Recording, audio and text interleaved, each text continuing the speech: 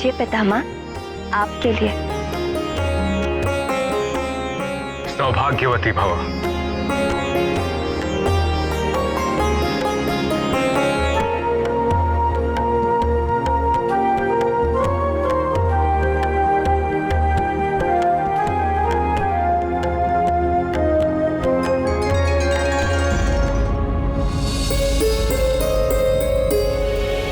वानरराज, युवराज कहाँ है? यही तो है,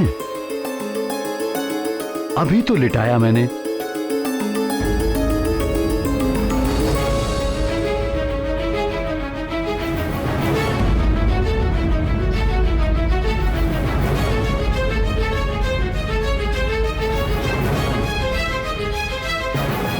अभी तो यही थे, क्षण भर का समय भी नहीं हुआ, कहां चले गए? किसी ने मेरे लाल को देखा क्या? कहां जा सकता है? किसी ने तो लिया होगा, अदृश्य तो नहीं हो सकता। देखिए कहीं पलंग से नीचे तो नहीं गिर गया।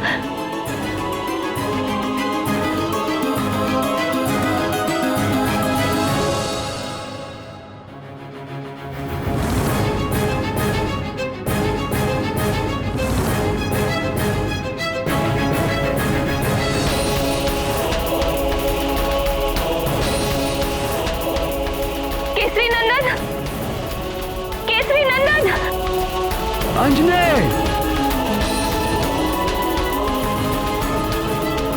अंजने!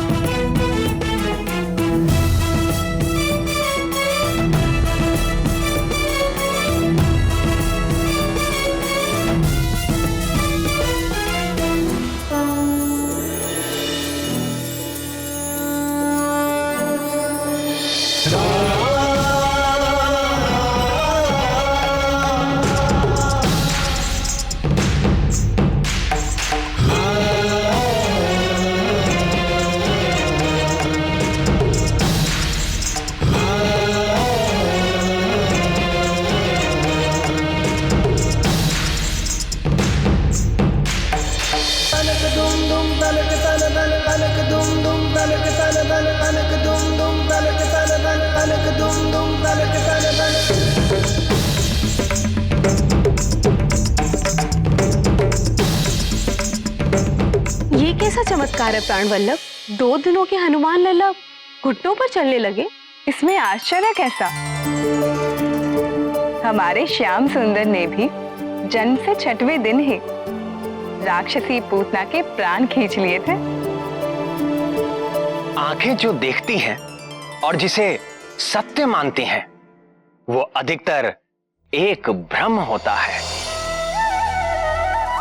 सर्वव्यापी भगवान शंकर अपनी 8 मूर्तियों के रूप में इस जगत के हर तत्व में वास करते हैं।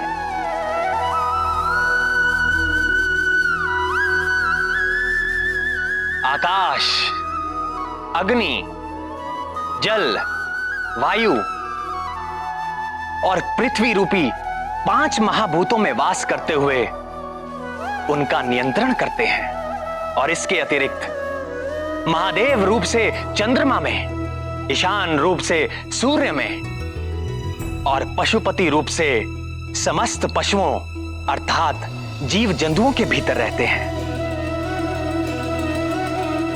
सूक्ष्म से सूक्ष्म कीटाणु से लेकर सारे पशु, पक्षी, मनुष्य, देवता, इन सब की आत्मा में पशुपति उपस्थित है।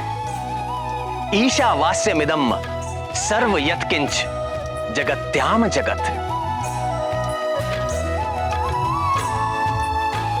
इस जगत में जो कुछ भी है सब में महेश्वर का वास है। इन 8 रूपों में से जो सर्वव्यापी वायु है, इस ब्रह्मांड में सभी जीवों की सारी शक्ति का कारण प्राण रूपी वायु ही है। और जब ये शक्ति एक रूप ले लेती है तो वो और कोई नहीं, स्वयं हनुमान ही है। यदि वो प्राण वायु रूपी हनुमान अपने शैशव में ही वज्रकाय हो, महाबली हो, संकट मोचन हो, तो आश्चर्य कैसा। उन्हें देखने वाले निरंतर अद्भुत रस में डूबे रहे तो आश्चर्य कैसा। वो है ही अद्भुत। अद्भुत शिशु, हमारा शत्रु, एक शिशु।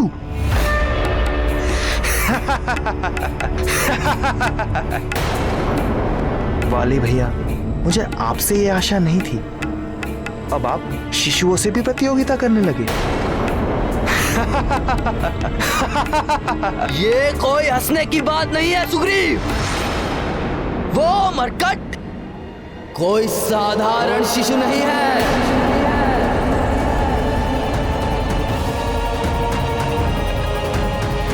वो शिशु है, किंतु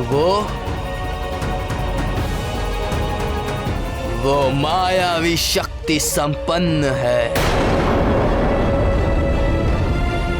मायावी है तो भी न जाने कितने यक्ष राक्षस आदि घूमते रहते हैं, सब तो हमारे शत्रु नहीं हो जाते। और फिर एक शिशु।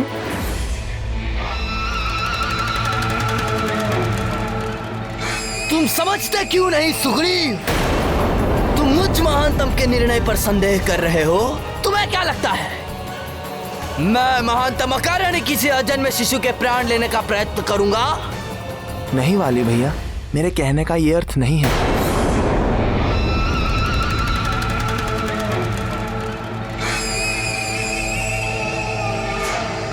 तो क्या अर्थ है? क्या किसी विष भरे सपोले को इसीलिए पालते रहना चाहिए कि वो अभी शिशु है, नवजात है? अरे मूर्ख, बुद्धिमान तो वही है जो विष वृक्ष को बढ़ने से पूर्व ही उसे जड़ से उखाड़ के फेंक दे। वह मरकट हमारे किष्किंधा राज्य और परिवार को ग्रसने वाला राहु है। यदि हमने उसका नाश नहीं किया तो वो हमारा विनाश कर देगा।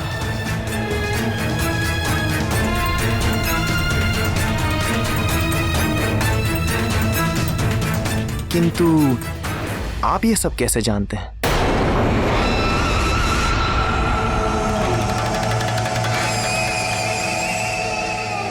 स्वयं देवर्षि नारद जी ने मुझ महानतम को यह सूचना दी।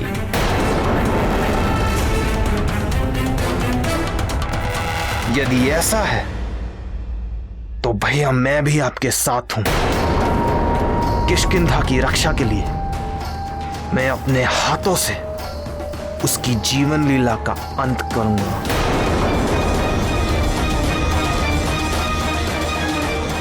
आप जब कहें तब मैं चलने के लिए प्रस्तुत हूं। कब चलना है? कल भोर में ही।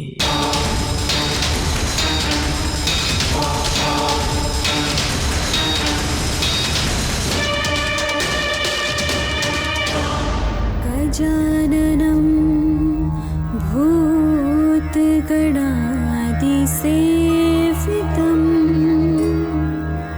गजाननं भूतगणादिसेवितं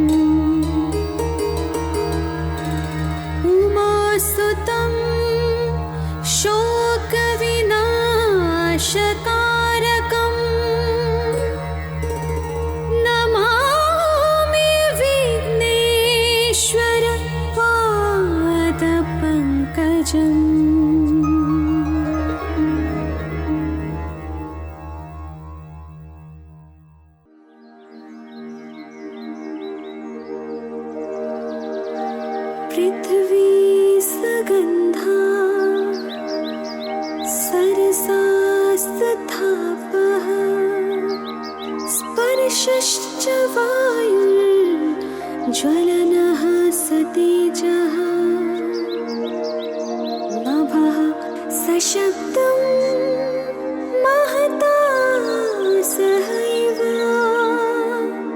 यच्छन्तु सर्वे मम सुप्रभातम्।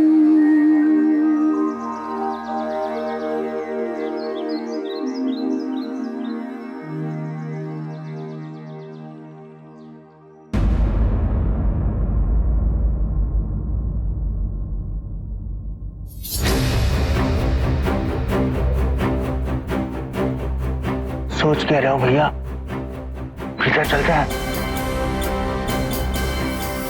अरे बुद्धिहीन, यदि किसी सैनिक ने हमें देख लिया तो पकड़े गए तो बंधक बना के रख लिए जाएंगे, और पहचाने गए तो?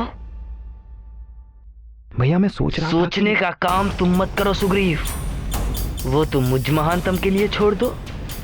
तुम केवल मेरी आज्ञा का पालन करो, समझे? जी भैया। भैया मेरे मन में एक विचार।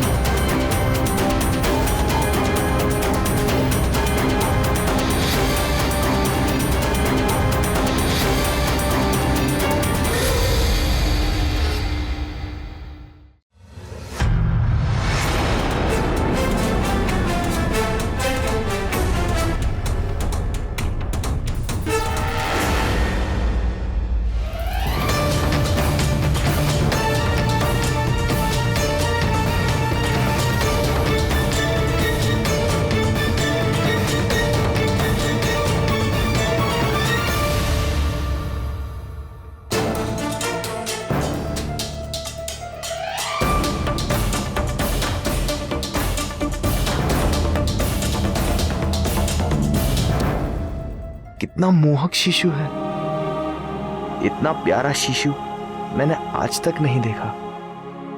प्यारा शिशु? अरे मूर्ख, ये वही मरकट है, हमारा शत्रु, किष्किंधा का शत्रु। किंतु भैया वो मरकट नवजात है, कुछ दिन पूर्व ही जन्मा है, किंतु ये तो 5-6 मास का दिख रहा है।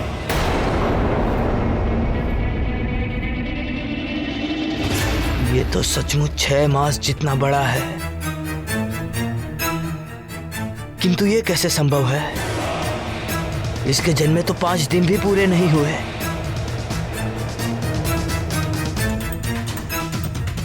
कोई और होगा हमारा शत्रु, ये तो कहीं से भी दुष्ट नहीं लगता। ये तो कितना शांत है, इसे तो देखने से ही मन में आनंद सा उठता है। ये वही शिशु है, मुझ महानतम से ये भूल नहीं हो सकती। किंतु भैया किंतु कुछ नहीं, तू जानता नहीं, ये दुष्ट बड़ा ही भयानक मायावी है। मायावी? मुझे तो नहीं लगता। जब तक प्राणी का कर्म शुद्ध नहीं रहता, तब तक उसकी बुद्धि अशुद्ध रहती है। वो सत्य को सामने देखकर भी देख नहीं पाता। उसके कल्याण का मार्ग बार बार उसके सामने आता है, फिर भी वो उसका चुनाव नहीं कर पाता। समझाने वाले को वो अपना शत्रु समझता है और अंत में अपने सर्वनाश को प्राप्त हो जाता है। विनाश काले विपरीत बुद्धि। वाली परम संत हनुमान को बार बार देखकर भी उससे शत्रुता करता रहा और अपने अंत काल तक ऐसे ही भटकता रहा। कर लिया लल्ला ने स्नान, अब कर लीजिए थोड़ा ध्यान। हार कंठ में कुंडल कान, कितनी सुंदर है मुस्कान।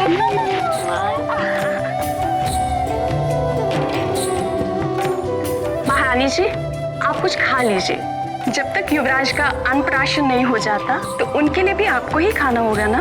अरे हाँ, फिर तो हमें बहुत सारा खाना होगा। क्यों केसरी नंदन? लीजिए महारानी जी, खा लीजिए।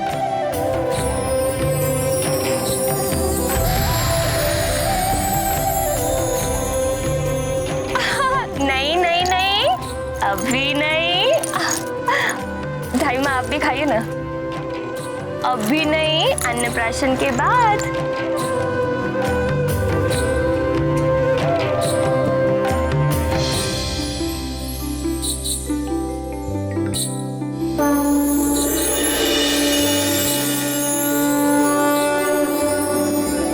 भैया, ये तो घुटनों के बल चल रहा है और आप कह रहे हैं कि 6 दिन का भी नहीं है। मायावी है मरकट, बोला था ना मैंने। युवराज जी थोड़े और बड़े हो जाइए, फिर मैं स्वयं आपको सेब के उपवन में ले चलूंगी। चलेंगे हम उपवन, खाएंगे फल हम भर मन। महारानी जी, मैं आपके लिए स्नान का प्रबंध करती हूँ। केसरी नंदन, अब मैं स्नान करके आती हूँ।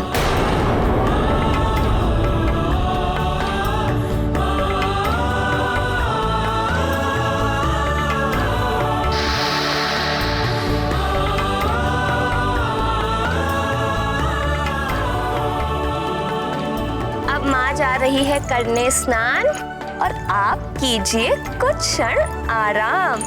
चलो चलो लेट जाओ।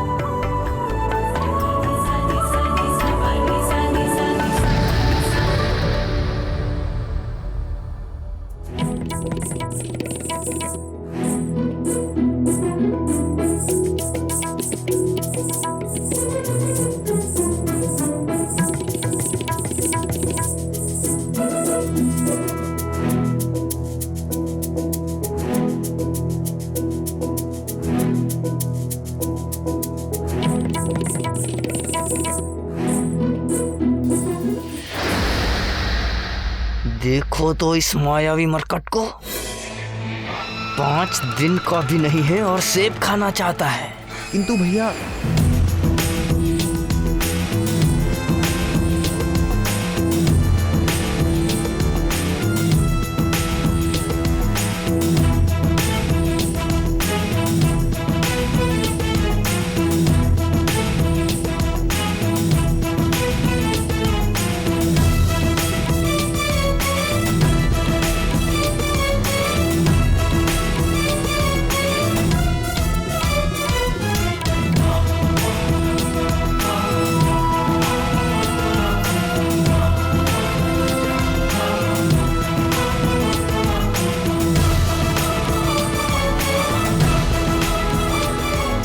महादेव, भैया ये तो खड़ा भी हो गया।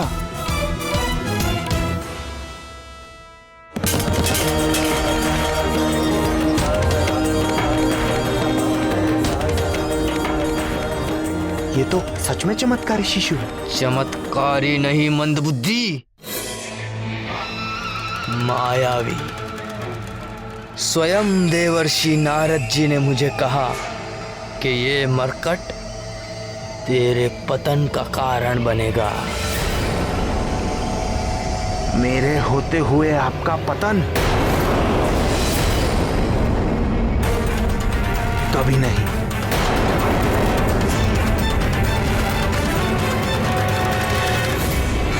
स्वयं देवर्षि नारद जी ने मुझे कहा कि ये मरकट तेरे पतन का कारण बनेगा। मेरे होते हुए आपका पतन? कभी नहीं।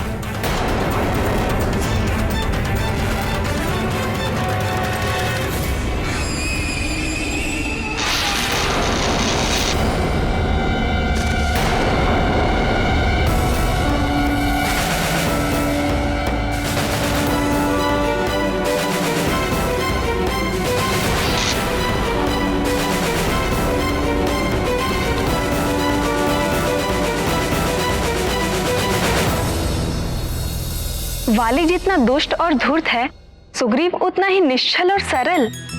कितनी सरलता से वो घमंडी वाली के झूठ में आ गया।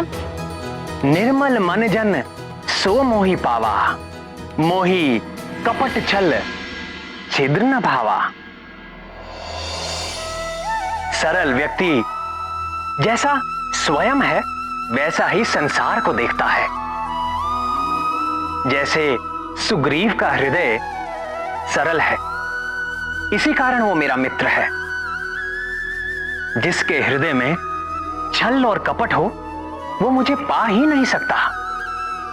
कपट करने वाला सोचता है कि वो सबको मूर्ख बनाकर अपना स्वार्थ सिद्ध कर रहा है, किंतु अंत में वो अपनी ही हानि कर बैठता है। जैसे देखो, आज वानर राज सुग्रीव की देवता तक प्रशंसा करते हैं, जबकि वाली अपने कर्मों के कारण हर लोक में निंदा का पात्र है।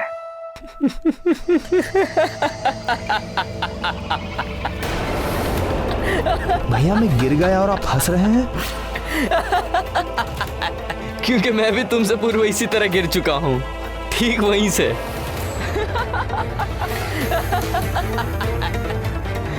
कौन है वहां? कौन है? कहां गए? ये सब तो यहां से आ रहे थे, कहां गए?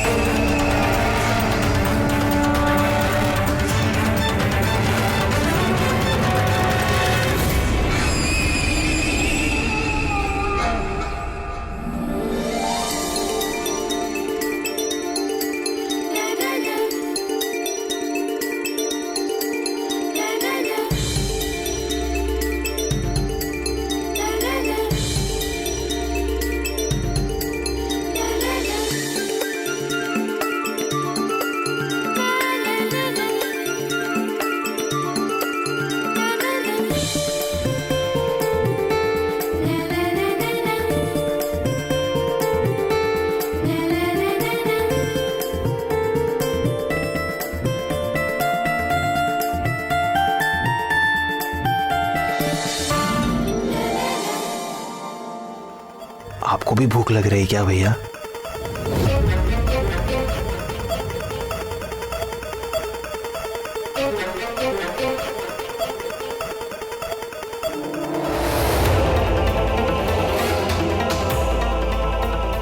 आपने मेरे प्रश्न का उत्तर नहीं दिया भैया।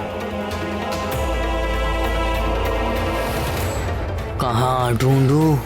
भैया हमने प्रायः पूरा राजभवन ढूंढ लिया, किंतु वो शांत और सुंदर शिशु अब तक नहीं दिखाई दिया। शांत सुंदर? मरकट बोलो, मरकट शत्रु है वो हमारा। मुझे क्षमा करें भैया, मैं भूल गया था। अब मैं सदा स्मरण रखूंगा। मरकट, मरकट।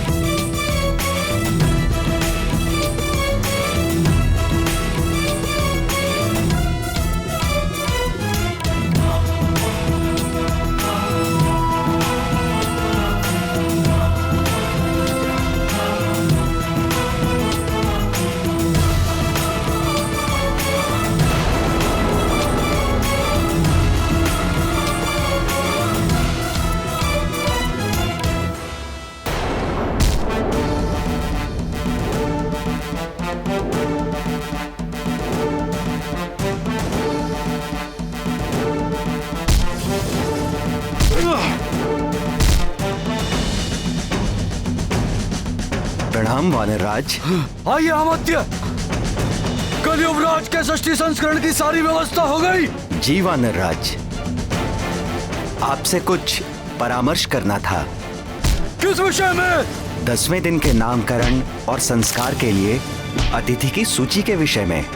सर्वप्रथम युवराज के नाना वानरराज कुंजर। वानरराज, मैंने तो उनका नाम सर्वप्रथम लिख लिया था। अयोध्या नरेश महाराज दशरथ से आरंभ करके अंग, उत्कल, कंबोज, कैकई, काशी, मिथिला, सोबीर, चैदियर,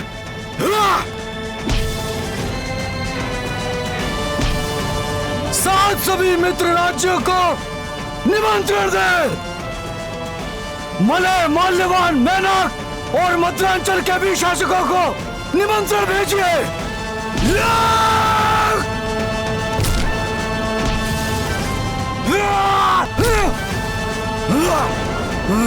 परम पूज्य ऋषि पनग, ऋषि मगध और ऋषि अगस्त को तो आना ही होगा। साथ ही दंडकानन, मतंगारण्य तथा नैमिषारण्य में तपस्या कर रहे सभी ऋषियों को संदेश दीजिए कि युवराज को आशीर्वाद देने अवश्य पधारें। और हमारे सीमावर्ती किष्किंधा के राजा ऋक्षराज और उनके पुत्र वाली और सुग्रीव।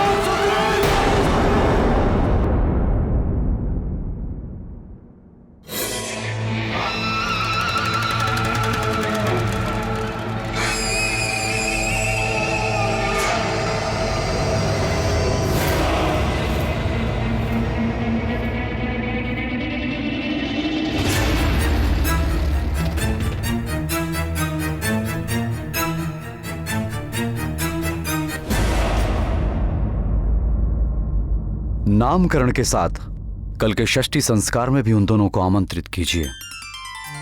प्रणाम महाराज। महाराज, ऋषि शवानी के शिष्य आपसे मिलने की अनुमति चाहते हैं। आने दो। जी महाराज।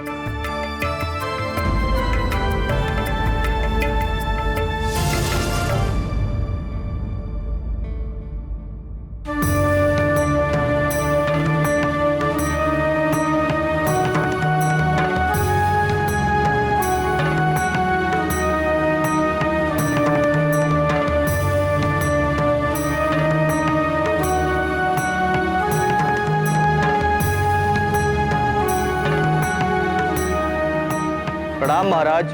प्रणाम तपस्वी। हम दंडकारण्य से आपको कुछ सौंपने आए।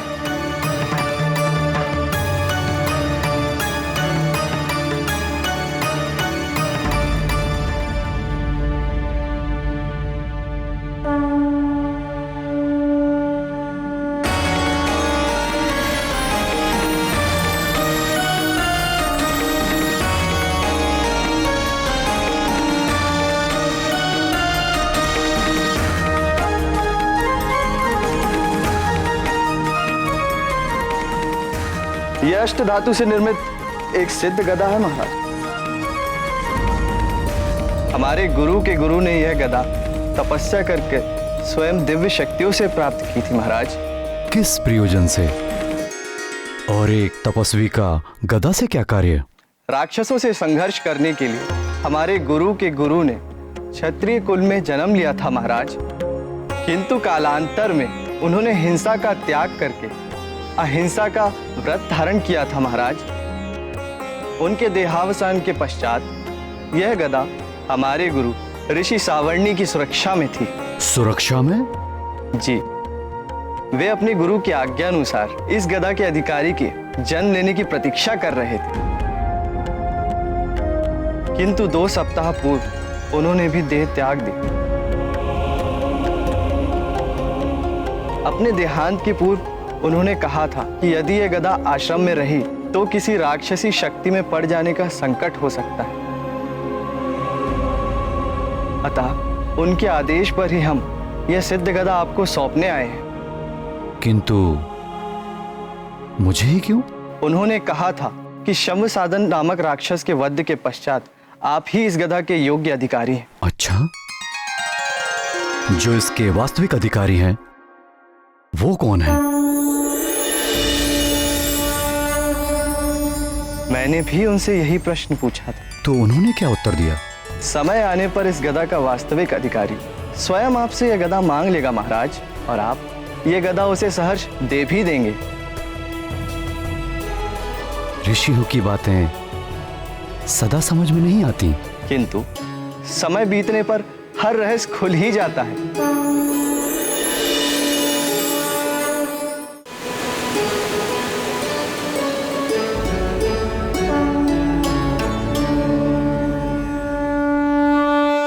किंतु इस गदा में क्या विशेष है? वानर राज, यह अमोघ गदा है। अपने लक्ष्य पर चोट करने के पश्चात वापस अपने स्वामी के हाथों में लौट आते हैं। और दूसरी विशेषता इसकी यह है महाराज कि इससे टकराने वाला चाहे वो कठोर से कठोर तत्व से ही क्यों ना बना हो, इससे टकराकर खंड खंड हो जाता है।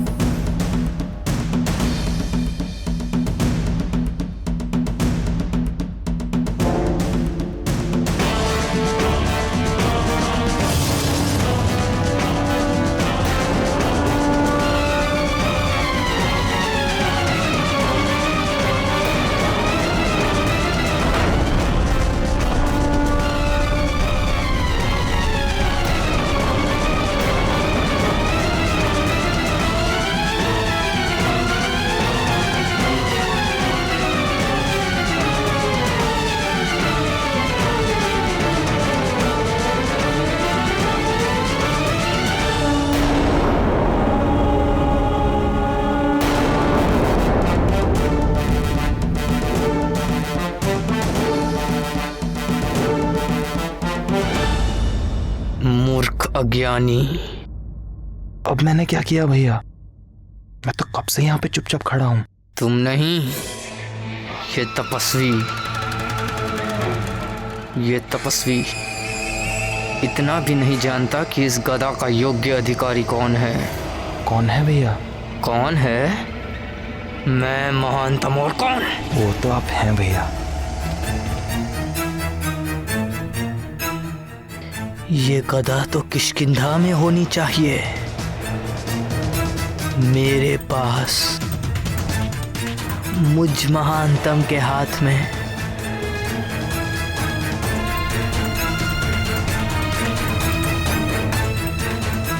ये तो बहुत ही अद्भुत गदा है।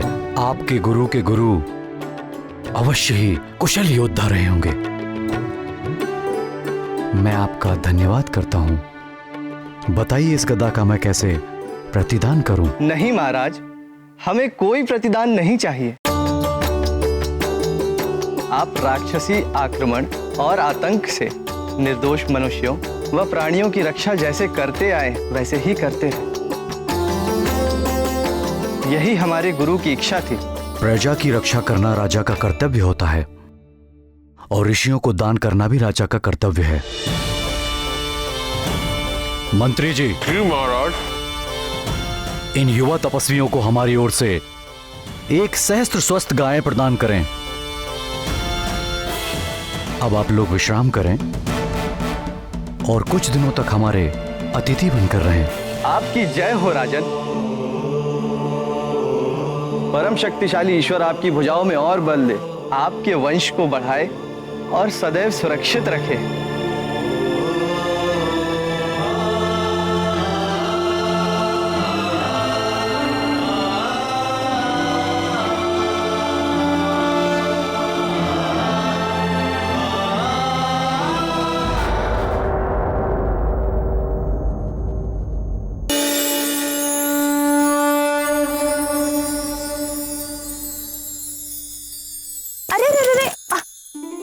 अभी नहीं बेटा, अन्नप्राशन के पश्चात।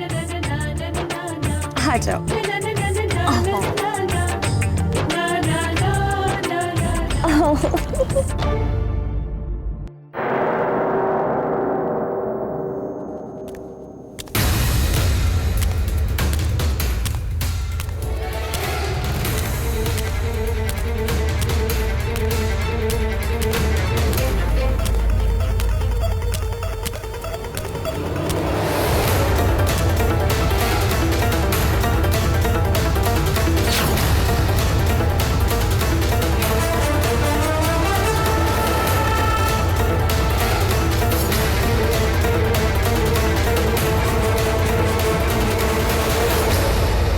प्रिय अंजने, ये देखो।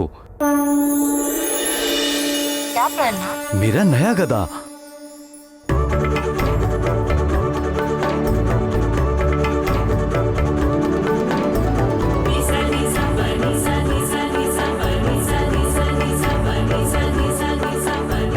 जानती हो इसकी विशेषता क्या है?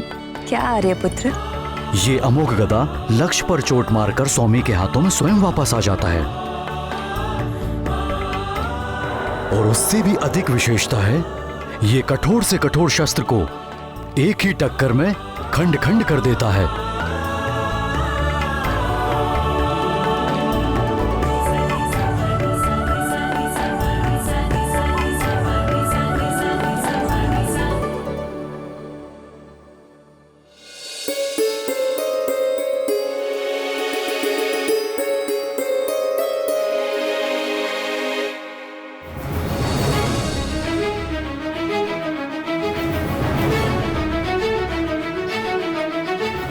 ये सब किसने किया प्रिय? न जाने किसने किया। मेरे कक्ष से जाने के पूर्व तो ये सब सेब वहां पेट पर पड़े हुए थे। आपके जाने के पूर्व कोई कक्ष में आया था क्या? नहीं, कोई भी नहीं। सिर्फ आपके ये पुत्र ही थे। किंतु हमारे पुत्र तो कुल 5 दिन के हैं। वो यहाँ तक कैसे पहुँच पाएंगे? वो तो अभी खड़े भी नहीं हो सकते।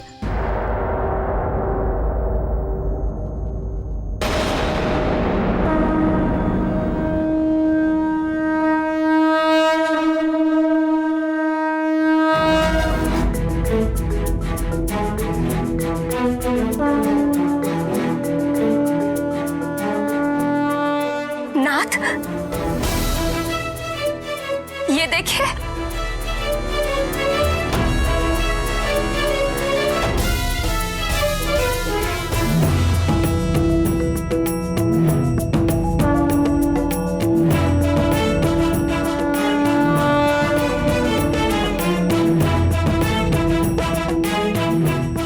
सर्वप्रथम भार में वृद्धि और अब खड़े भी होने लगे, वो भी अपने आप, बिना किसी की सहायता के।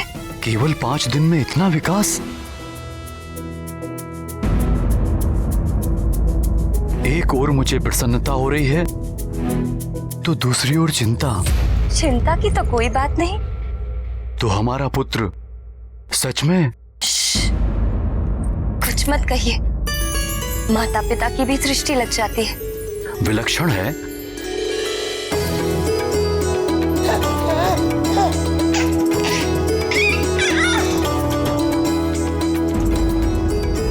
क्यों ना हो विकास ऐसा? पुत्र किसका है? अब आप समझे मैं सदा इसे केसरी नंदन क्यों कहती हूँ? मेरा तो है ही। दीन वत्सल भगवान भोलेनाथ शंकर का भी पुत्र है। उन्हीं के आशीर्वाद से तो ये पुत्र हमें प्राप्त हुआ है। हे भोले बाबा, अपने पुत्र पर अपनी कृपा सदा बनाए रखना।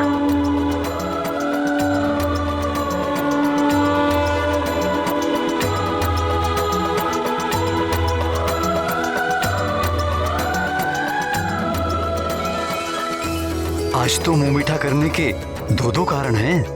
दो? एक तो आंजने का अपने पैरों पर खड़ा होना, दूसरा ये अद्भुत गदा प्राप्त होना।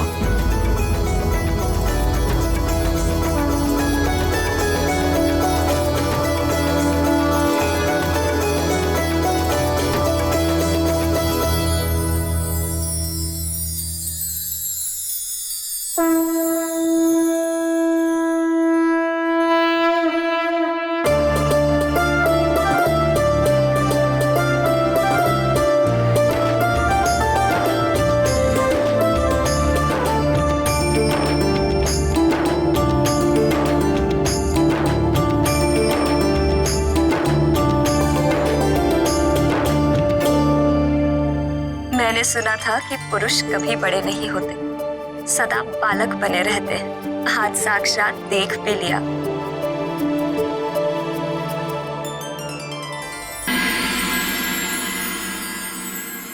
इस मरकट तक पहुंचने का यही एक सुरक्षित मार्ग है।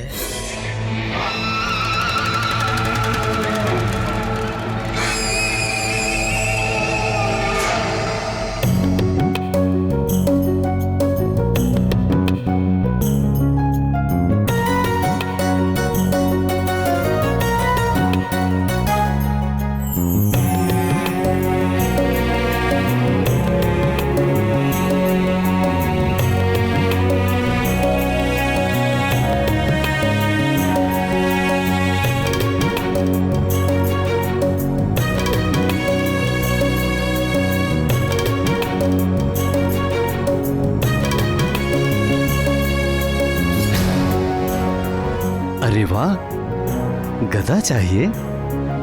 पक्के योद्धा के लक्षण हैं। किंतु अभी आप छोटे हो युवराज, थोड़े बड़े हो जाओ, फिर जितने कहोगे उतने गदा ला देंगे।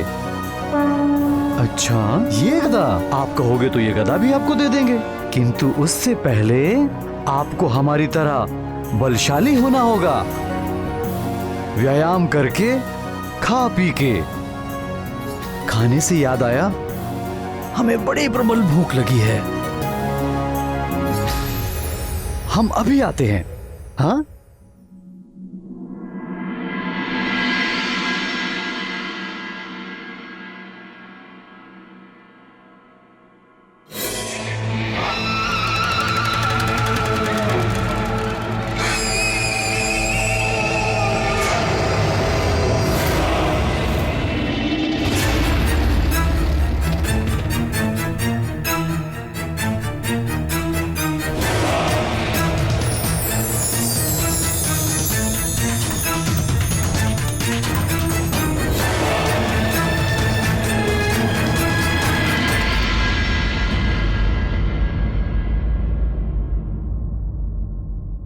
जय राम भक्त हनुमान, जय राम भक्त हनुमान, जय राम भक्त हनुमान, जय राम भक्त हनुमान, जय राम भक्त हनुमान, जय राम भक्त हनुमान, जय राम भक्त हनुमान, जय राम भक्त हनुमान, जय राम भक्त हनुमान।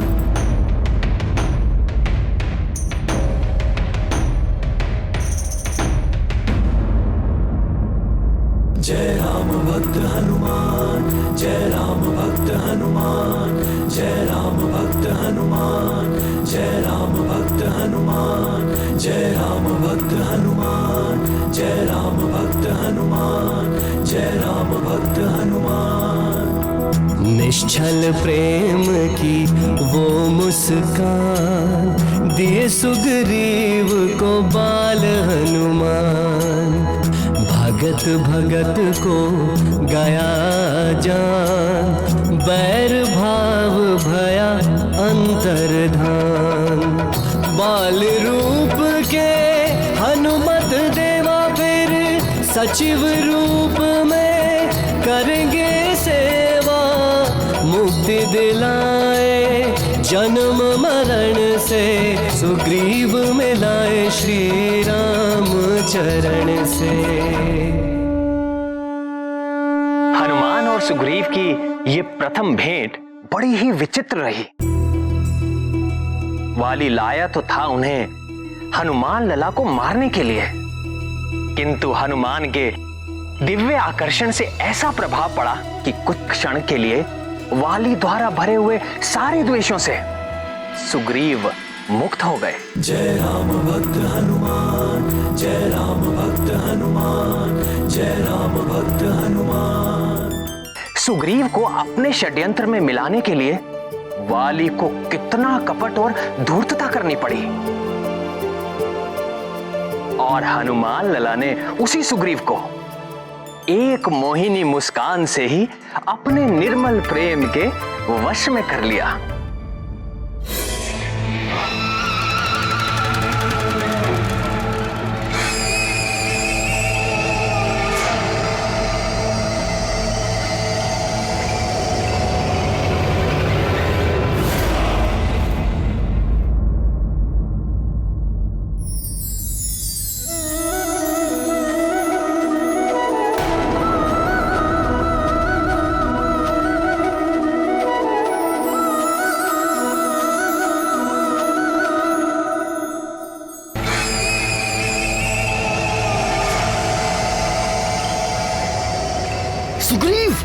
सुग्रीव!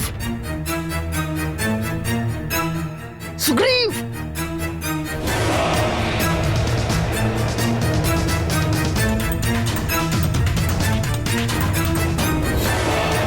सुग्रीव! सुग्रीव! अब इस मरकट को गोद में उठाकर मूर्ति की तरह क्या खड़े हो? काम हो गया, चलो।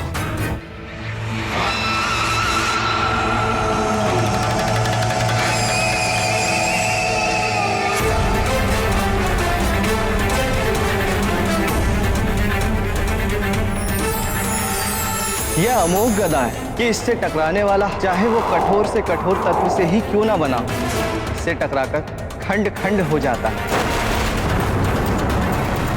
अपने लक्ष्य पर चोट करने के पश्चात वापस अपने स्वामी के हाथों में लौट आते हैं। क्या कर रहे हो भैया? चलो। अरे ठहर तो।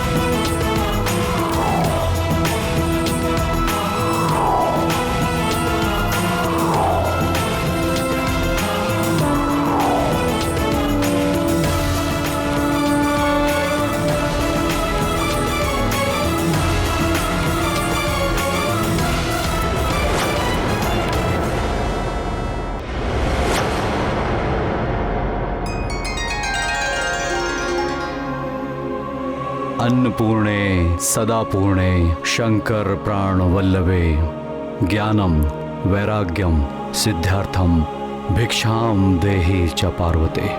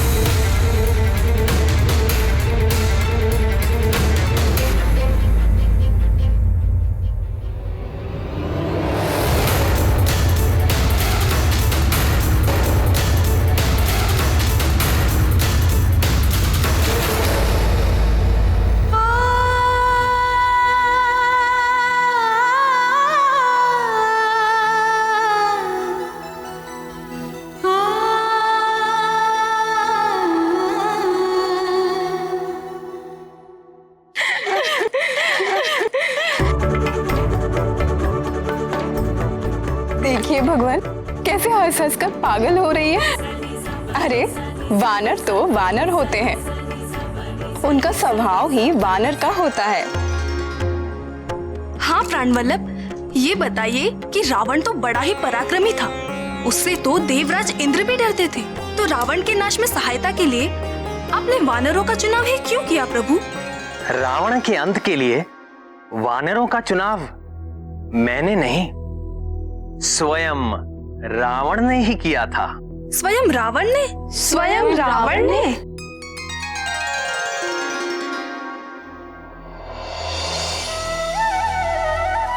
सृष्टिकर्ता ब्रह्मा जी से वरदान मिल जाने के पश्चात दुर्बुद्धि रावण स्वयं को अजय समझने लगा और राक्षस राज की स्थापना के लिए सर्वप्रथम उसने राजधानी के रूप में लंका नगरी का चुनाव किया, जो रावण के सौतेले भाई कुबेर के अधिकार में थी। उसे निकाल करके दशानन ने स्वर्ण नगरी लंका पर अपना वर्चस्व स्थापित कर लिया।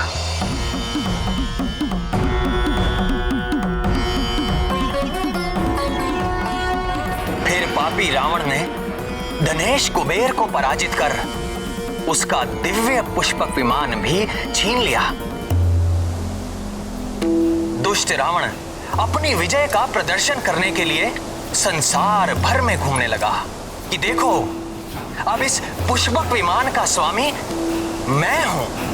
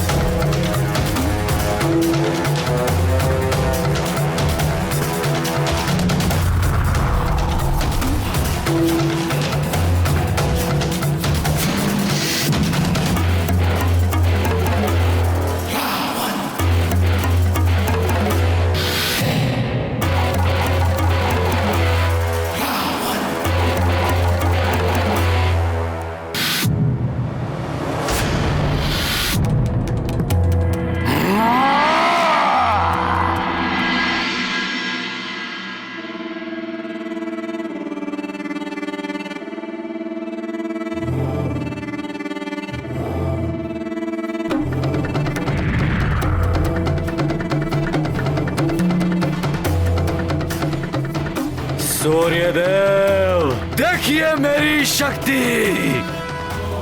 ये दिव्य पुष्पक विमान भी अब मेरी इच्छा का दास है, जो आपके प्रकाश के मार्ग को रोक कर खड़ा है और हमारे पीछे पूरा पृथ्वी लोक गहरे अंधकार में डूब चुका है। यदि आप में सामर्थ्य हो तो मेरी चुनौती स्वीकार कीजिए। आप अपनी शक्ति लगाइए, मैं अपनी शक्ति लगाता हूं।